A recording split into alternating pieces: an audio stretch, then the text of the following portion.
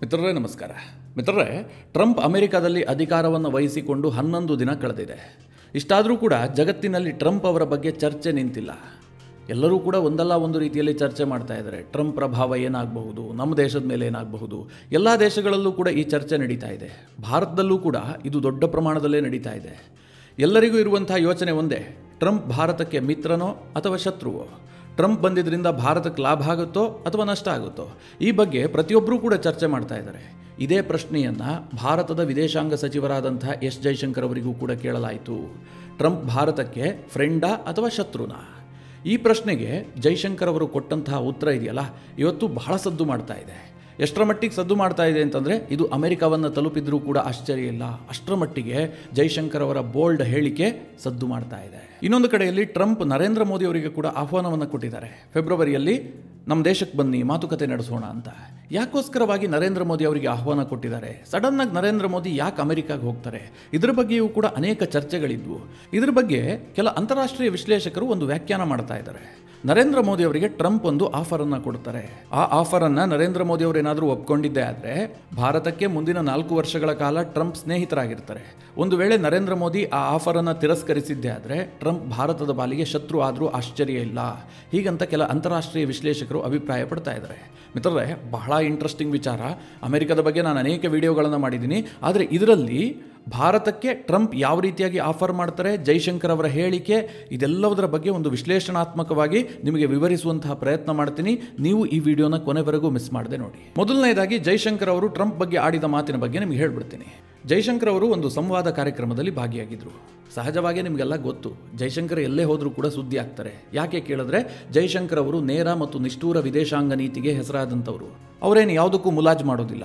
ಭಾರತದ ನೀತಿ ನಿರ್ಧಾರಗಳೇನಿದೆಯೋ ಅದನ್ನು ಮುಲಾಜಿಲ್ಲದೆ ಹೇಳ್ತಾರೆ. ಹೀಗಿರುವಂತಹ ಸಂದರ್ಭದಲ್ಲಿ ಈ ಒಂದು ಸಂವಾದ ಕಾರ್ಯಕ್ರಮದಲ್ಲಿ ಜೈಶಂಕರ್ ಅವರಿಗೂ ಕೂಡ ಒಂದು ಟಫ್ ಕ್ವಶನ್ ಅನ್ನು ಕೇಳಲಾಗತ್ತೆ. ಅದೇನು ಕೇಳಿದ್ರೆ, ಟ್ರಂಪ್ ಅವರು ಭಾರತಕ್ಕೆ ಫ್ರೆಂಡಾ ಅಥವಾ ಶತ್ರುನಾ? ಹೀಗಂತ ಒಬ್ರು ಪ್ರಶ್ನೆ ಕೇಳ್ತಾರೆ. ಮಿತ್ರರೇ, ಇದು ತುಂಬಾ ಟಫ್ ಕ್ವಶನ್. ಒಂದು ಓಪನ್ ವೇದಿಕೆಯಲ್ಲಿ ಅಮೆರಿಕದ ಅಧ್ಯಕ್ಷರ ಬಗ್ಗೆ ನೇರವಾಗಿ ಪ್ರಶ್ನೆ ಕೇಳಿದ್ರೆ ನೀವೇನಂತ ಉತ್ತರ ಕೊಡಬೇಕು? ಸಹಜವಾಗಿ ಜೈಶಂಕರ್ ಅವರ ಜಾಗದಲ್ಲಿ ಯಾರೋ ಒಬ್ಬ ಸಾಮಾನ್ಯ ವಿದೇಶಾಂಗ ಸಚಿವರಿದ್ದಿದ್ರೆ, ಅಂದ್ರೆ ಈ ರಾಜಕಾರಣಿಗಳು ಹೋಗಿ ವಿದೇಶಾಂಗ ಸಚಿವರಾಗಿರ್ತಾರಲ್ಲ, ಅಂಥವ್ರು ಯಾರಾದರೂ ಇದ್ದಿದ್ದೇ ಆಗಿದ್ರೆ, ಟ್ರಂಪ್ ಅವರು ಬಹಳ ಅದ್ಭುತವಾದಂತಹ ವ್ಯಕ್ತಿ, ಭಾರತದೊಂದಿಗೆ ಉತ್ತಮವಾದ ಸಂಬಂಧ ಇದೆ, ಟ್ರಂಪ್ ಕಾಲಾವಧಿಯಲ್ಲಿ ಭಾರತ ಮತ್ತು ಅಮೆರಿಕದ ಸಂಬಂಧ ಎಲ್ಲಿಗೋ ಹೋಗಿಬಿಡುತ್ತೆ, ಹೀಗೆ ತೇಲಿಸಿ ಉತ್ತರ ಕೊಡುವಂತಹ ಕೆಲಸವನ್ನ ಮಾಡ್ತಾ ಇದ್ರು. ಆದರೆ ಅಲ್ಲಿದ್ದು ಜೈಶಂಕರ್ ಅವರಿಗೆ ಇಂತಹ ಟಫ್ ಕ್ವಶನ್ ಅಂದ್ರೆ ತುಂಬಾ ಇಷ್ಟ. ಅವರೇನು ಅದಕ್ಕೆ ಉತ್ತರ ಕೊಡೋದಕ್ಕೆ ಬಹಳ ಯೋಚನೆ ಮಾಡಿ ಒಂದಷ್ಟು ಕಾಲಾವಕಾಶವನ್ನು ಕೂಡ ತೆಗೆದುಕೊಳ್ಳೋದಿಲ್ಲ. ಈಗಲೂ ಕೂಡ ಆಗಿದ್ದದೆ. ಜೈಶಂಕರ್ ಅವರಿಗೆ ಟ್ರಂಪ್ ಅವರು ಭಾರತಕ್ಕೆ ಫ್ರೆಂಡಾ ಅಥವಾ ಶತ್ರುನಾ ಅಂತ ಕೇಳದಂತಹ ಸಂದರ್ಭದಲ್ಲಿ ಅವರು ಸ್ವಲ್ಪ ನಗುತ್ತಾರೆ. ಯಾಕೆ ಈ ಮಾತನ್ನ ಕೇಳ್ತಾ ಇದ್ರಿ? ಇತ್ತೀಚೆಗಷ್ಟೇ ನಾನು ಟ್ರಂಪ್ ಅವರ ಅತಿಥಿಯಾಗಿ ವಾಪಸ್ ಭಾರತಕ್ಕೆ ಬಂದಿದ್ದೀನಿ. ಅವರ ಶಪಥ ಗ್ರಹಣ ಕಾರ್ಯಕ್ರಮದಲ್ಲಿ ನಾನು ಕೂಡ ಭಾಗಿಯಾಗಿದ್ದೆ. ನಮಗೆ ಬಹಳ ಆದರ ಆತಿಥ್ಯವನ್ನು ಅವರು ತೋರಿಸಿದ್ದಾರೆ. ಅದರಲ್ಲೇ ಒಂದು ಮೆಸೇಜ್ ಕ್ಲಿಯರ್ ಆಗುತ್ತೆ. ಭಾರತಕ್ಕೆ ಟ್ರಂಪ್ ಎಷ್ಟು ಆದರ ಆತಿಥ್ಯವನ್ನು ಕೊಡ್ತಾರೆ, ಎಷ್ಟು ಮನ್ನಣೆಯನ್ನು ಕೊಡ್ತಾರೆ ಎನ್ನುವಂಥದ್ದು ಕನ್ಫರ್ಮ್ ಆಗುತ್ತೆ. ಹೀಗೆ ಹೇಳಿದಂತಹ ಜೈಶಂಕರ್ ಅಲ್ಲಿಗೆ ಮಾತು ನಿಲ್ಲಿಸೋದಿಲ್ಲ. ಮುಂದುವರೆದು ಹೇಳ್ತಾರೆ, ನನ್ನ ಪ್ರಕಾರ ಟ್ರಂಪ್ ಒಬ್ಬ ಅಮೆರಿಕದ ರಾಷ್ಟ್ರೀಯವಾದಿ. ಅಮೆರಿಕ ಕಳೆದ 80 ವರ್ಷದಲ್ಲಿ ಅನೇಕ ವಿಶ್ವದ ಉಸಾಬರಿಗಳನ್ನ ಹೆಗಲ ಮೇಲೆ ಹೊತ್ತುಕೊಂಡಿತ್ತು. ಆದ್ರೆ ಈಗ ಟ್ರಂಪ್ಗೆ ಅನಿಸ್ತಾ ಇದೆ, ಇದರಿಂದಾಗಿ ಅಮೆರಿಕನ್ ಟ್ಯಾಕ್ಸ್ ಪೇಯರ್ಸ್ ಮನಿ ಏನಿದೆ ವಿನಾಕಾರಣ ವ್ಯರ್ಥ ಆಗ್ತಾ ಇದೆ. ನಾವು ಅಮೆರಿಕದ ಬಗ್ಗೆ ಹೆಚ್ಚು ಯೋಚನೆ ಮಾಡಬೇಕು, ಅಮೆರಿಕನ್ನರನ್ನು ಉದ್ಧಾರ ಮಾಡಬೇಕು ಅಂತ ಟ್ರಂಪ್ಗೆ ಅನಿಸ್ತಾ ಇದೆ. ಅದು ಅವರ ವಿಚಾರಧಾರೆ. At a same time Bharat ಮತ್ತು ಅಮೆರಿಕದ ಸಂಬಂಧ ತುಂಬಾ ಚೆನ್ನಾಗಿದೆ. ಜೊತೆಗೆ ನರೇಂದ್ರ ಮೋದಿ ಮತ್ತು ಟ್ರಂಪ್ ಅವರ ಪರ್ಸನಲ್ ರಿಲೇಶನ್ಶಿಪ್ ಕೂಡ ತುಂಬಾ ಉತ್ತಮವಾಗಿದೆ. ಇದೆಲ್ಲವೂ ಕೂಡ ತೀರಾ ಮ್ಯಾಟರ್ ಆಗುತ್ತೆ. ಟ್ರಂಪ್ ಕೆಲ ವಿಚಾರದಲ್ಲಿ ತೀರಾ ಬದಲಾವಣೆಯನ್ನ ತರ್ತಾರೆ. ಕೆಲವೊಮ್ಮೆ ಹೇಳ್ತೀವಲ್ಲ, ಔಟ್ ಆಫ್ ಸಿಲೆಬಸ್ ಅಂತ. ಇದು ಕೂಡ ಹಾಗೆ. ನಾವು ಕೂಡ ಔಟ್ ಆಫ್ ಸಿಲೆಬಸ್ ಮೂಲಕವಾಗಿ ಫಾರಿನ್ ಪಾಲಿಸಿಯನ್ನ ಕಂಡಕ್ಟ್ ಮಾಡಬೇಕು ಅಂತ ಜೈಶಂಕರ್ ಅವರು ಹೇಳ್ತಾರೆ.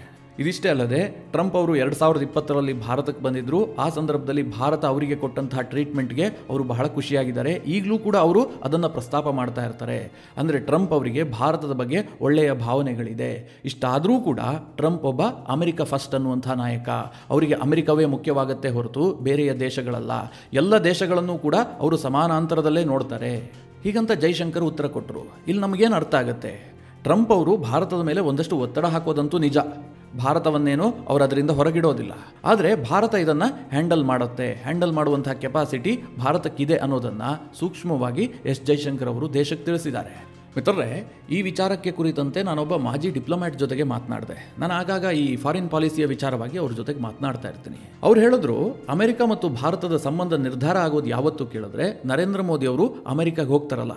ಈಗೇನು ಫೆಬ್ರವರಿ ತಿಂಗಳಿನಲ್ಲಿ ಅಮೆರಿಕಕ್ಕೆ ಬನ್ನಿ ಅಂತ ಹೇಳಿ ಟ್ರಂಪ್ ಅವರು ನರೇಂದ್ರ ಮೋದಿಗೆ ಆಹ್ವಾನ ಕೊಟ್ಟಿದ್ದಾರಲ್ಲ, ಆ ಸಂದರ್ಭದಲ್ಲಿ ಮೋದಿ ಮತ್ತು ಟ್ರಂಪ್ ನಡುವೆ ಒಂದು ಮಹತ್ವದ ಮಾತುಕತೆ ನಡೆಯುತ್ತೆ. ಆ ಮಾತುಕತೆ ಫಲಪ್ರದ ಆದರೆ ಮಾತ್ರ ಭಾರತ ಮತ್ತು ಟ್ರಂಪ್ ನಡುವಿನ ಸಂಬಂಧ ಚೆನ್ನಾಗಿರುತ್ತೆ. ಇದಾಗದಿದ್ದ ಪಕ್ಷದಲ್ಲಿ ಭಾರತ ಮತ್ತು ಅಮೆರಿಕದ ಸಂಬಂಧ ತುಂಬಾ ಶೇಕ್ ಆಗುತ್ತೆ ಅಂತ ಅವ್ರು ಹೇಳಿದ್ರು. ಅವರು ಅದಕ್ಕೆ ಮುಖ್ಯವಾದಂತಹ ಒಂದು ಕಾರಣವನ್ನ ಕೂಡ ಕೊಟ್ಟರು. ಟ್ರಂಪ್ ಏನ್ ಪ್ರಸ್ತಾಪವನ್ನ ಇಡ್ತಾರೆ, ಭಾರತ ಅದಕ್ಕೆ ಹೇಗೆ ರಿಯಾಕ್ಟ್ ಮಾಡುತ್ತೆ, ಇದೆಲ್ಲವುದನ್ನು ಕೂಡ ಅವರು ವಿವರಿಸಿದ್ರು. ಅದನ್ನೇ ನಿಮ್ಗೆ ಹೇಳುವಂತಹ ಪ್ರಯತ್ನ ಮಾಡ್ತೀನಿ. ಯಾಕಂದ್ರೆ ಇತ್ತೀಚಿನ ಬೆಳವಣಿಗೆಯನ್ನು ನೋಡಿದಂತಹ ಸಂದರ್ಭದಲ್ಲಿ ನನಗೂ ಸಹ ಆ ವಿಚಾರ ತೀರಾ ರಿಲೆವೆಂಟ್ ಅಂತ ಅನಿಸ್ತು. ಹಾಗಾಗಿ ನಿಮಗೆ ಹೇಳುವಂತಹ ಪ್ರಯತ್ನ ಮಾಡ್ತಾ ಇದ್ದೀನಿ. ಅದೇನು ಕೇಳಿದ್ರೆ, ಟ್ರಂಪ್ ಭಾರತದ ಒಂದು ದೊಡ್ಡ ಡೀಲ್ ಮೇಲೆ ಕಣ್ಣಿಟ್ಟಿದ್ದಾರೆ. ನಿಮಗೆಲ್ಲರಿಗೂ ಗೊತ್ತಿರುವ ಹಾಗೆ ಭಾರತದ ಏರ್ಫೋರ್ಸ್ಗೆ ಯುದ್ಧ ವಿಮಾನದ ಕೊರತೆ ಕಾಡ್ತಾ ಇದೆ. ಹೀಗಾಗಿ ಭಾರತ ಏನು ತೀರ್ಮಾನ ಮಾಡಿದೆ, ಮೀಡಿಯಂ ಮಲ್ಟಿರೋಲ್ ಏರ್ಕ್ರಾಫ್ಟ್ಗಳನ್ನು ಖರೀದಿ ಮಾಡಬೇಕು. ಅದು ಎಷ್ಟು ಸಂಖ್ಯೆಯಲ್ಲಿ? ಬರೋಬ್ಬರಿ 114 ಸಂಖ್ಯೆಯಲ್ಲಿ. ಅಂದರೆ 114 ಯುದ್ಧ ವಿಮಾನವನ್ನು ಖರೀದಿ ಮಾಡೋದಕ್ಕೆ ಭಾರತ ನಿರ್ಧಾರ ಮಾಡಿದೆ. ಆದರೆ ಯಾವುದನ್ನು ಖರೀದಿ ಮಾಡಬೇಕು ಅನ್ನೋದ್ರ ಬಗ್ಗೆ ಇನ್ನೂ ಕೂಡ ಫೈನಲ್ ಆಗಿಲ್ಲ. ಈಗ ಫ್ರಂಟ್ ರನ್ನರ್ ಆಗಿರುವಂಥದ್ದು ಯಾರು? ಈಗಾಗಲೇ ನಾವು ರಫೇಲನ್ನು ಖರೀದಿ ಮಾಡಿದ್ದೀವಲ್ಲ, ಇದನ್ನೇ ಇನ್ನಷ್ಟು ಸಂಖ್ಯೆಯಲ್ಲಿ ಖರೀದಿ ಮಾಡಬೇಕನ್ನುವಂಥ ಚರ್ಚೆ ನಡೀತಾ ಇದೆ. ಜೊತೆಗೆ ಭಾರತ ರಷ್ಯಾದ 5th ಜನರೇಷನ್ ಯುದ್ಧ ವಿಮಾನದ ಬಗ್ಗೆಯೂ ಕೂಡ ಕಣ್ಣಾಡಿಸ್ತಾ ಇದೆ. ಇದರ ನಡುವೆ ಬಂದು ಹೋಗ್ತಾ ಇರುವಂತಹದ್ದು ಅಮೆರಿಕದ ಯುದ್ಧ ವಿಮಾನಗಳು. ಆದ್ರೀಗ ಟ್ರಂಪ್ ಟಾರ್ಗೆಟ್ ಮಾಡ್ತಿರುವಂತಹದ್ದೇ ಭಾರತದ ಈ ಡೀಲ್ ಅನ್ನ. ಯಾವುದೇ ಕಾರಣಕ್ಕೂ ಕೂಡ ಭಾರತ ಇನ್ನೊಮ್ಮೆ ಫ್ರಾನ್ಸ್ನಿಂದ ಯುದ್ಧ ವಿಮಾನವನ್ನು ಖರೀದಿ ಮಾಡಬಾರ್ದು, ಅಥವಾ ಭಾರತದ ಡೀಲ್ ರಷ್ಯಾದ ಪಾಲಾಗಬಾರ್ದು. ಅದು ನಮಗೆ ಸಿಗಬೇಕು, ನಮ್ಮ ಕಂಪನಿಗಳಿಗೆ ಸಿಗಬೇಕು ಅಂತ ಟ್ರಂಪ್ ಟಾರ್ಗೆಟ್ ಮಾಡ್ಕೊಂಡಿದ್ದಾರೆ. ಹೌದು ಮಿತ್ರರೇ, ಇವತ್ತು ಭಾರತದ ಸೇನೆಯಲ್ಲಿ ಅಮೆರಿಕದ ಅನೇಕ ಮಿಲಿಟರಿ ಹಾರ್ಡ್ವೇರ್ಗಳಿದ್ದಾವೆ. ನಾವು ಬಹಳಷ್ಟು ಬೈ ಮಾಡಿದ್ದೀವಿ. ಉದಾಹರಣೆಗೆ ಹೇಳಬೇಕು ಅಂತಂದರೆ, ನಾವು 28 ಅಪಾಚೆ ಹೆಲಿಕಾಪ್ಟರನ್ನು ಖರೀದಿ ಮಾಡುವಂಥ ಒಪ್ಪಂದ ಮಾಡಿಕೊಂಡಿದ್ದೀವಿ. ಈಗಾಗಲೇ 22 ಹೆಲಿಕಾಪ್ಟರ್ಗಳನ್ನು ಅಮೆರಿಕ ಪೂರೈಸಿದೆ. ಹಾಗೆ 1354 AGM-114 ಹೆಲಿಫೈರ್ ಆಂಟಿ ಟ್ಯಾಂಕ್ ಮಿಸೈಲ್ಗಳನ್ನು ಕೂಡ ಭಾರತ ಹೊಂದಿದೆ. ಇದು ಕೂಡ ಅಮೆರಿಕ ಮೂಲದ್ದೇ. ಹಾಗೆ ಕಾಂಬ್ಯಾಕ್ಟ್ ಹೆಲಿಕಾಪ್ಟರ್ ರೆಡಾರ್ ಇರಬಹುದು, ಚಿಕೂನ್ ಇರಬಹುದು, ಹರ್ಕ್ಯುಲಸ್ ಇರಬಹುದು, C-17 globe master transport aircraft ಇರಬಹುದು. ಹೀಗೆ ಭಾರತ ಅಮೆರಿಕದಿಂದ ಅನೇಕ ಮಿಲಿಟರಿ ಹಾರ್ಡ್ವೇರ್ಗಳನ್ನು ಪರ್ಚೇಸ್ ಮಾಡಿದೆ. ಏನು ಹೊಸ ವಿಚಾರ ಅಲ್ಲ. ಆದರೆ ಇವತ್ತಿನವರೆಗೂ ಕೂಡ ಭಾರತ ಅಮೆರಿಕದ ಒಂದೇ ಒಂದು ಫೈಟರ್ ಜೆಟ್ಟನ್ನು ಕೂಡ ಖರೀದಿ ಮಾಡಿಲ್ಲ. ಅಮೆರಿಕಕ್ಕೆ ಬೇಸರ ಇರುವಂಥದ್ದು ಇದೇ ವಿಚಾರದಲ್ಲಿ. ನಾವು ಬೇರೆ ಬೇರೆ ದೇಶಕ್ಕೆಲ್ಲ ಎಕ್ಸ್ಪೋರ್ಟ್ ಮಾಡ್ತೀವಿ. ಭಾರತ ನಮಗೆ ಅತ್ಯಂತ ಮಿತ್ರ ದೇಶ. ಹೀಗಿದ್ರೂ ಕೂಡ ನಮ್ಮ ಫೈಟರ್ ಜೆಟ್ಗಳನ್ನು ಭಾರತ ಯಾಕೆ ಖರೀದಿ ಮಾಡ್ತಾ ಇಲ್ಲ? ಹೀಗಾಗಿ ಈಗ ಭಾರತ ಏನು 114 ಯುದ್ಧ ವಿಮಾನಗಳನ್ನು ಖರೀದಿ ಮಾಡೋದಕ್ಕೆ ಹೊರಟಿದೆ. ಈ ಡೀಲನ್ನು ನಾವು ಕೈ ತಪ್ಪೋದಕ್ಕೆ ಬಿಡಬಾರದು ಹೀಗಂತ ಅಮೆರಿಕ ಯೋಚನೆ ಮಾಡಿದೆ. ಬೈಡನ್ ಕಾಲದಲ್ಲೂ ಕೂಡ ಸಾಕಷ್ಟು ಸರ್ಕಸ್ ಮಾಡಲಾಯಿತು. ಆದರೆ ಅಂತಿಮ ನಿರ್ಧಾರಕ್ಕೆ ಕೇಂದ್ರ ಸರ್ಕಾರ ಬಂದಿಲ್ಲ. ಯಾಕೆಂದರೆ ನಾನಾ ರೀತಿಯ ತೊಡಕುಗಳಿದೆ. ಅಮೆರಿಕ ಟೆಕ್ನಾಲಜಿ ಟ್ರಾನ್ಸ್ಫರ್ ಮಾಡೋದಕ್ಕೆ ಅಷ್ಟಾಗಿ ಒಲವು ತೋರಿಸ್ತಾ ಇಲ್ಲ.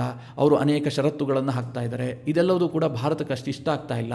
ಜೊತೆಗೆ ಎಲ್ಲದಕ್ಕಿಂತ ಮುಖ್ಯವಾಗ್ತಿರುವ ಅಂಶ ಏನು ಕೇಳಿದ್ರೆ, ಭಾರತಕ್ಕೆ ಉತ್ತಮವಾದಂತಹ ಟೆಕ್ನಾಲಜಿಯೂ ಇರಬೇಕು, ಜೊತೆಗೆ ನಮಗೆ ಕೈಗೆಟಕುವಂತಹ ದರದಲ್ಲೂ ಕೂಡ ಸಿಗಬೇಕು. ಈ ಅಮೆರಿಕದ ಯುದ್ಧ ವಿಮಾನಗಳಿದಾವಲ್ಲ, ಅವುಗಳ ಕಾಸ್ಟ್ ಸಿಕ್ಕಾಪಟ್ಟೆ ಜಾಸ್ತಿ. ಅಮೆರಿಕದ ಒಂದು ಯುದ್ಧ ವಿಮಾನವನ್ನು ಖರೀದಿ ಮಾಡುವ ದುಡ್ಡಿನಲ್ಲಿ ಭಾರತ 2 ಯುದ್ಧ ವಿಮಾನಗಳನ್ನು ರಷ್ಯಾದಿಂದ ಬೈ ಮಾಡಬಹುದು. ಆ ಪರಿಸ್ಥಿತಿ ಇದೆ. ಈ ಎಲ್ಲ ಕಾರಣದಿಂದ ಭಾರತ ಸ್ವಲ್ಪ ಹಿಂದೆಟ್ ಹಾಕ್ತಾ ಇತ್ತು. ಇದರ ಜೊತೆಗೆ ಕೆಲವೊಂದಷ್ಟು ಟೆಕ್ನಿಕಲ್ ಕಾರಣಗಳು ಕೂಡ ಇದ್ದಾವೆ. ಅದೇನು ಕೇಳಿದ್ರೆ, ಈಗ ಅಮೆರಿಕದ ಬಳಿಯಲ್ಲಿರುವಂತಹ ಯುದ್ಧ ವಿಮಾನಗಳು ಯಾವುದು? ಒಂದು F-16, ಇನ್ನೊಂದು F-21, ಮತ್ತೊಂದು F-35. ಇದು 5th ಜನರೇಷನ್ನ ಏರ್ಕ್ರಾಫ್ಟು. ಜೊತೆಗೆ F-15 ಈಗಲ್ ಕೂಡ ಇದೆ. ಹಾಗೆ FA-18 ಸೂಪರ್ ಹಾರ್ನೆಟ್, ಇದನ್ನು ಬೋಯಿಂಗ್ ನಿರ್ಮಾಣ ಮಾಡುತ್ತೆ. ಇಲ್ಲಿ ಮಿತ್ರರೇ, F-21 ಆಗಲಿ F-16 ಆಗಲಿ ಭಾರತ ಯಾವ ಕಾರಣಕ್ಕೂ ಖರೀದಿ ಮಾಡೋದಿಲ್ಲ. ಯಾಕೆ ಅಂತ ನಿಮಗೆಲ್ಲ ಗೊತ್ತು. F-16 ಈಗಾಗಲೇ ಪಾಕಿಸ್ತಾನದ ಬಳಿಯಲ್ಲಿದೆ. ನಮ್ಮ ಶತ್ರು ಪಡೆಯಲ್ಲಿರುವಂತಹ ಯುದ್ಧ ವಿಮಾನವನ್ನು ಭಾರತ ಖರೀದಿ ಮಾಡೋದಿಲ್ಲ. F-21 ಖರೀದಿ ಮಾಡಬಹುದು, ಯಾಕೆಂದರೆ ಅಮೆರಿಕ ಬಹಳಷ್ಟು ಒತ್ತಡವನ್ನು ಹಾಕಿತ್ತು. ಇದನ್ನು ನಿಮಗೋಸ್ಕರವಾಗಿ ಬಿಲ್ಡ್ ಮಾಡಿದ್ದೀವಿ, ನಿಮಗೆ ಅನುಕೂಲಕರವಾಗುವಂಥ ರೀತಿಯಲ್ಲಿ ಮಾಡಿಫೈ ಕೂಡ ಮಾಡಿದ್ದೀವಿ, ಖರೀದಿ ಮಾಡಿ ಅಂತ ಅನೇಕ ಬಾರಿ ಭಾರತಕ್ಕೆ ಅಮೆರಿಕ ಆಫರ್ ಕೊಟ್ಟಿತ್ತು. ಆದರೆ ಭಾರತ ಅದಕ್ಕೆ ಇಷ್ಟಪಟ್ಟಿಲ್ಲ. ಯಾಕೆ ಕೇಳಿದ್ರೆ, ಈ F-21 ಇದೆಯಲ್ಲ, F-16ನ ಅಪ್ಡೇಟೆಡ್ ವರ್ಷನ್. ಮೂಲ ಬೇಸ್ ಬಂದ್ಬಿಟ್ಟು F-16ನದ್ದೇ. ಅದಕ್ಕೆ ಎಕ್ಸ್ಟ್ರಾ ಫೀಚರ್ಸನ್ನು ನಾವು ಆ್ಯಡ್ ಮಾಡಿದ್ದೀವಿ ಅಂತ ಅಮೆರಿಕ ಹೇಳುತ್ತೆ. ಅದಕ್ಕೆ ಹೊಸದಾದಂಥ ಸಾಫ್ಟ್ವೇರ್ಗಳನ್ನು ಇನ್ಸ್ಟಾಲ್ ಮಾಡಿದ್ದೀವಿ, F-35ಯಲ್ಲಿರುವಂತಹ ಈ ಅಂಶಗಳನ್ನು ಇದರಲ್ಲಿ ಅಳವಡಿಸಿದ್ವಿ, ಹೀಗೆಲ್ಲ ಅವರು ಹೇಳ್ತಾರೆ. ಆದರೂ ಕೂಡ ಭಾರತಕ್ಕೆ ಅದ್ರ ಬಗ್ಗೆ ಯಾವುದೇ ರೀತಿಯಲ್ಲೂ ನಂಬಿಕೆ ಇಲ್ಲ. ಯಾಕೆಂದರೆ F-16 ಈಗಾಗಲೇ ಪಾಕಿಸ್ತಾನದ ಬಳಿಯಲ್ಲಿದೆ. ಅವರಿಗೆ ಆ ಟೆಕ್ನಾಲಜಿಯ ಬಗ್ಗೆ ಅರಿವಿದೆ. ಹೀಗಾಗಿ F-16 ಜೊತೆಗೆ ಸಂಬಂಧಪಟ್ಟಂತಹ F-21 ನಮಗೆ ಬೇಕಾಗಿಲ್ಲ ಹೀಗಂತ ಭಾರತ ಅದನ್ನು ರಿಜೆಕ್ಟ್ ಮಾಡಿದೆ. ಈಗಲೂ ಕೂಡ ಅಮೆರಿಕ ಎಷ್ಟೇ ಆಫರ್ ಮಾಡಿದ್ರೂ ಕೂಡ F-21 ಆಗಲಿ F-16 ಬಗ್ಗೆ ಆಗಲಿ ಭಾರತ ಮನಸ್ಸು ಮಾಡುವಂತಹ ಸಾಧ್ಯತೆ ತೀರಾ ಕಡಿಮೆ ಇದೆ. ಹಾಗಾದರೆ ಉಳಿದಿದ್ದು ಯಾವುದು? F-35. ಇದರ ಬಗ್ಗೆ ಭಾರತಕ್ಕೆ ಸ್ವಲ್ಪ ಮನಸ್ಸಿದೆ, ಆದರೆ ಕಾಸ್ಟ್ ವೈಸ್ ಇದು ಸಿಕ್ಕಾಪಟ್ಟೆ ದುಬಾರಿ. ಹೀಗಾಗಿ ಭಾರತ ಇದನ್ನು ಖರೀದಿ ಮಾಡುತ್ತೆ ಅಂತ ಹೇಳೋದಕ್ಕೆ ಸಾಧ್ಯ ಇಲ್ಲ. ಆದರೂ ಕೂಡ ಅಂತಿಮ ಕ್ಷಣದಲ್ಲಿ ಇದರ ಬಗ್ಗೆ ಮನಸ್ಸು ಮಾಡಿದ್ರೂ ಮಾಡಬಹುದು. ಯಾಕೆ ಅಂತ ಹೇಳ್ತೀನಿ ಕೇಳಿ. ಭಾರತಕ್ಕೆ ಇವತ್ತು 5th ಜನರೇಷನ್ ಯುದ್ಧ ವಿಮಾನದ ಕೊರತೆ ಇದೆ. ನಮ್ಮ ಪ್ರಬಲ ಶತ್ರುವಾದಂತಹ ಚೀನಾದ ಬಳಿಯಲ್ಲಿ ಎರಡೆರಡು ಮಾದರಿಯ 5th ಜನರೇಷನ್ ಏರ್ಕ್ರಾಫ್ಟ್ಗಳಿದ್ದಾವೆ. ಇತ್ತ ಕಡೆಯಲ್ಲಿ ಪಾಕಿಸ್ತಾನವೂ ಕೂಡ ಚೈನಾದಿಂದ 5th ಜನರೇಷನ್ನ ಯುದ್ಧ ವಿಮಾನವನ್ನು ಖರೀದಿ ಮಾಡೋದಕ್ಕೆ ಯತ್ನ ಮಾಡ್ತಾ ಇದೆ. ಸದ್ಯ ಭಾರತದ ಬಳಿಯಲ್ಲಿರುವಂತಹ ಅತ್ಯಾಧುನಿಕ ಯುದ್ಧ ವಿಮಾನ ಅಂತಂದರೆ 4.5 ಜನರೇಷನ್ನ ರಫೇಲ್ ಯುದ್ಧ ವಿಮಾನಗಳು. ಅದು ಕೂಡ 2 ಸ್ಕ್ವಾಡ್ರನ್ ಇರುವಂತಹದ್ದು. ಇಂತಹ ಸಂದರ್ಭದಲ್ಲಿ ನಮಗೇನಾದರೂ 5th ಜನರೇಷನ್ನ ಯುದ್ಧ ವಿಮಾನ ಸಿಕ್ಕಿದ್ದೆ ಆದರೆ ಭಾರತದ ವಾಯುಪಡೆಗೆ ದೊಡ್ಡ ಆನೆ ಬಲ ಬರುತ್ತೆ, ಬಹಳ ಶಕ್ತಿ ಬರುತ್ತೆ. ಹೀಗಾಗಿ F-35 ಬಗ್ಗೆ ಭಾರತಕ್ಕೊಂದು ಸಣ್ಣ ಮನಸ್ಸಿದೆ, ಆದರೆ ಅದನ್ನೇ ಫೈನಲ್ ಮಾಡುತ್ತೆ ಅಂತ ಹೇಳೋದಕ್ಕೆ ಸಾಧ್ಯ ಇಲ್ಲ. ಇನ್ನು F-15 ಮತ್ತು FA-18 ಸೂಪರ್ ಹಾರ್ನೆಟ್ ಇದರ ಬಗ್ಗೆಯೂ ಕೂಡ ಭಾರತ ಯೋಚನೆ ಮಾಡ್ತಾ ಇದೆ. ಆದರೆ ಈ 2 ಯುದ್ಧ ವಿಮಾನಗಳು ಕೂಡ 4th ಜನರೇಷನ್ನ ಯುದ್ಧ ವಿಮಾನಗಳು. ಭಾರತಕ್ಕೀಗ ತೀರಾ ಅಪ್ಗ್ರೇಡೆಡ್ ಆದಂತಹ ಯುದ್ಧ ವಿಮಾನಗಳ ಅವಶ್ಯಕತೆ ಇದೆ. ಹೀಗಾಗಿ ಭಾರತ ಏನು ತೀರ್ಮಾನ ಮಾಡುತ್ತೆ ಅಂತ ಹೇಳೋದಕ್ಕೆ ಸಾಧ್ಯ ಇಲ್ಲ. ಒಟ್ಟಿನಲ್ಲಿ ನರೇಂದ್ರ ಮೋದಿ ಅವರು ಫೆಬ್ರವರಿ ತಿಂಗಳಿನಲ್ಲಿ ಅಮೆರಿಕ ಪ್ರವಾಸ ಮಾಡಿದಂತಹ ಸಂದರ್ಭದಲ್ಲಿ 100ಕ್ಕೆ 100ರಷ್ಟು ಟ್ರಂಪ್ ಅವರು ಈ ಫೈಲನ್ನು ನರೇಂದ್ರ ಮೋದಿ ಅವರ ಮುಂದೆ ಇಡ್ತಾರೆ. ನೀವು ಈ ಯುದ್ಧ ವಿಮಾನಗಳನ್ನು ಖರೀದಿ ಮಾಡೋದಕ್ಕೆ ಯೋಚನೆ ಮಾಡಿ ಅಂತ. ಮೋದಿ ಏನಾದರೂ ಅದಕ್ಕೆ ಪೂರಕವಾಗಿ ಸ್ಪಂದಿಸಿದ್ದೆ ಆದರೆ ಟ್ರಂಪ್ ಅವರಿಗೆ ಖುಷಿ ಆಗುತ್ತೆ. ಭಾರತ ಮತ್ತು ಟ್ರಂಪ್ ಸಂಬಂಧ ತುಂಬಾ ಚೆನ್ನಾಗಿರುತ್ತೆ, ಅದರಲ್ಲಿ ಯಾವುದೇ ಡೌಟ್ ಬೇಡ. ಇಲ್ಲಿ 2 ವಿಚಾರವನ್ನು ಗಮನಿಸಬೇಕು. ಟ್ರಂಪ್ ಅವರು ಆ ರೀತಿಯ ಒತ್ತಡ ಹಾಕಿ ಆಫರ್ ಮಾಡೋದು ಕೂಡ ತಪ್ಪಲ್ಲ. ಜೊತೆಗೆ ಭಾರತ ಆ ಆಫರ್ ಅನ್ನು ಒಪ್ಕೊಂಡ್ರೆ ಭಾರತಕ್ಕೇನೋ ದೊಡ್ಡ ನಷ್ಟ ಆಗುತ್ತೆ ಅಂತಲೂ ಇಲ್ಲ. ಭಾರತದ ಶಕ್ತಿ ಸ್ವಲ್ಪ ವೃದ್ಧಿ ಆಗುತ್ತೆ. ಇದು ಭಾರತಕ್ಕೆ ಬೇಕಾಗಿದೆ ಕೂಡ. ಮಿತ್ರರೇ, ಟ್ರಂಪ್ ಯಾಕೋಸ್ಕರವಾಗಿ ಇದನ್ನು ಟಾರ್ಗೆಟ್ ಮಾಡುವಂತಹ ಸಾಧ್ಯತೆಗಳಿದೆ? ಯಾಕೆ ಈ ಪ್ರಶ್ನೆ ಉದ್ಭವ ಆಗ್ತಾ ಇದೆ ಕೇಳಿದ್ರೆ, ಮುಖ್ಯವಾಗಿ ಟ್ರಂಪ್ ಅವರು ಭಾರತದ ಎಕ್ಸ್ಪೋರ್ಟ್ ಮೇಲೆ ಕಣ್ಣಿಟ್ಟಿದ್ದಾರೆ. ನಿಮಗೆಲ್ಲ ಗೊತ್ತಿರಬಹುದು, ಭಾರತ ವಾರ್ಷಿಕವಾಗಿ ಸರಿಸುಮಾರು $200 ಬಿಲಿಯನ್ ಹೆಚ್ಚಿನ ಮೊತ್ತದ ಸಾಫ್ಟ್ವೇರ್ ಅನ್ನು ಎಕ್ಸ್ಪೋರ್ಟ್ ಮಾಡುತ್ತೆ. ಬೇರೆ ಬೇರೆ ದೇಶಗಳಿಗೆ ಎಕ್ಸ್ಪೋರ್ಟ್ ಮಾಡುತ್ತೆ. ಅದು ಯುರೋಪ್ನ ರಾಷ್ಟ್ರಗಳಿಗಿರಬಹುದು, ಅಮೆರಿಕಕ್ಕಿರಬಹುದು, ಆಸ್ಟ್ರೇಲಿಯಾಗಿರಬಹುದು. ಹೀಗೆ ಅನೇಕ ರಾಷ್ಟ್ರಗಳಿಗೆ ಭಾರತ ತನ್ನ ಸಾಫ್ಟ್ವೇರನ್ನು ಎಕ್ಸ್ಪೋರ್ಟ್ ಮಾಡುತ್ತೆ. ಇದು ಎಷ್ಟು ದೊಡ್ಡ ಮೊತ್ತದ್ದು ಅಂತಂದರೆ, ಈಗ ಸೌದಿ ಅರೇಬಿಯಾ ತನ್ನ ತೈಲವನ್ನು ಎಕ್ಸ್ಪೋರ್ಟ್ ಮಾಡುತ್ತಲ್ಲ, ಅದಕ್ಕೆ ಸರಿಸಮವಾದಂಥ ಸಾಫ್ಟ್ವೇರನ್ನು ಭಾರತ ಎಕ್ಸ್ಪೋರ್ಟ್ ಮಾಡುತ್ತೆ. ನಮ್ಮ ಸಾಫ್ಟ್ವೇರ್ ಬಿಸ್ನೆಸ್ ಅಷ್ಟು ದೊಡ್ಡದಾಗಿದೆ. ಇದರಲ್ಲಿ ಅಮೆರಿಕ ಅತಿ ದೊಡ್ಡ ಬೈಯರ್. ಎಷ್ಟರ ಮಟ್ಟಿಗೆ ಅಂತಂದರೆ, ಭಾರತ ಸರಿಸುಮಾರು $200 ಬಿಲಿಯನ್ ಮೊತ್ತದ ಸಾಫ್ಟ್ವೇರನ್ನು ಎಕ್ಸ್ಪೋರ್ಟ್ ಮಾಡ್ತಾ ಇದೆಯಲ್ಲ, ಈ ಪೈಕಿ ಅಮೆರಿಕ ಒಂದೇ ದೇಶ $86 ಬಿಲಿಯನ್ ಮೊತ್ತದ ಸಾಫ್ಟ್ವೇರನ್ನು ಪರ್ಚೇಸ್ ಮಾಡುತ್ತೆ. ಆಲ್ಮೋಸ್ಟ್ ಭಾರತ ಎಕ್ಸ್ಪೋರ್ಟ್ ಮಾಡುವಂತಹ 40% ಸಾಫ್ಟ್ವೇರನ್ನು ಅಮೆರಿಕ ಒಂದೇ ದೇಶ ಬೈ ಮಾಡುತ್ತೆ. ಹೀಗಾಗಿ ಟ್ರಂಪ್ ಇದರ ಮೇಲೆ ಕಣ್ಣಿಟ್ಟಿರುವಂಥದ್ದು. ಈಗ ಅಮೆರಿಕದಿಂದಾಗಿ ಭಾರತಕ್ಕೆ ದೊಡ್ಡ ಲಾಭ ಆಗ್ತಾ ಇದೆ. ಭಾರತ ಯಾಕೆ ಅಮೆರಿಕಾಗೆ ಲಾಭ ಮಾಡಿಕೊಡಬಾರ್ದು?